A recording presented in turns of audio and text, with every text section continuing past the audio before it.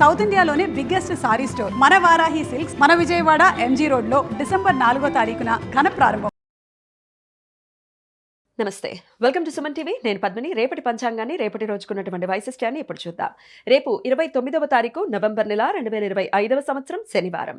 శ్రీ విశ్వావసు నామ సంవత్సరం దక్షిణాయనం హేమంత్ ఋతువు.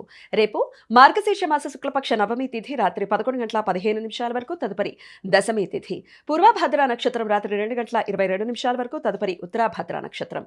హర్షణ యోగం ఉదయం 9:27 వరకు, తదుపరి వజ్రయోగం. బాలవకరణం పగలు 11:50 వరకు, తదుపరి కౌలవకరణం రాత్రి 11:15 వరకు ఉంటాయి. సూర్యుడు వృశ్చిక రాశి అనురాధ నక్షత్రం 3వ పాదంలో సాయంత్రం 6:12 వరకు, తదుపరి అనురాధ నక్షత్రం 4వ పాదంలో సంచరిస్తాడు. చంద్రుడు కుంభరాశిలో రాత్రి 8:33 వరకు, తదుపరి మీనరాశిలో సంచరిస్తాడు. నక్షత్ర వర్జం ఉదయం 9:06 నుండి 10:40 వరకు, అమృతకాలం సాయంత్రం 6:31 నుండి రాత్రి 8:05 వరకు.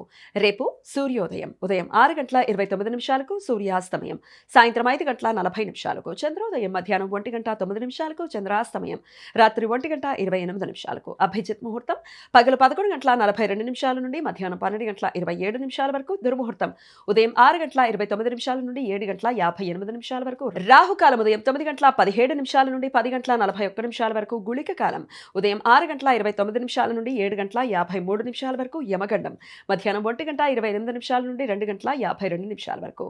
రేపు ప్రళయ కల్పాది. ప్రళయ కల్పం ప్రారంభమైన రోజు. కల్పాది రోజున పితృదేవతలకు శ్రార్థ కర్మలు ఆచరించడానికి అనుకూలం. రేపు నందిని దేవ పూజ. ఏకార్కల దోషం రేపు రాత్రి 2:22 నుండి ఎల్లుండి ఉదయం 7:12 వరకు ఉంటుంది. వజ్రయోగం జరుగుతున్న సమయంలో రవిగ్రహం అనురాధ నక్షత్రంలోనూ చంద్రుడు ఉత్తరాభాద్ర నక్షత్రంలోనూ ఉన్నప్పుడు ఈ దోషం ఏర్పడుతుంది. ఈ దోష సమయాల్లో శుభకార్యాలు చేయడానికి అనుకూలం కాదు. చంద్రశని గ్రహాల మధ్య సమాగమనం రేపు రాత్రి 12:48 ఏర్పడుతుంది. ఈ రెండు గ్రహాలు మీనరాశిలో ఒకే 23:44 ఉత్తర ఆరోహణ క్రమంలో సంచరిస్తున్నాయి.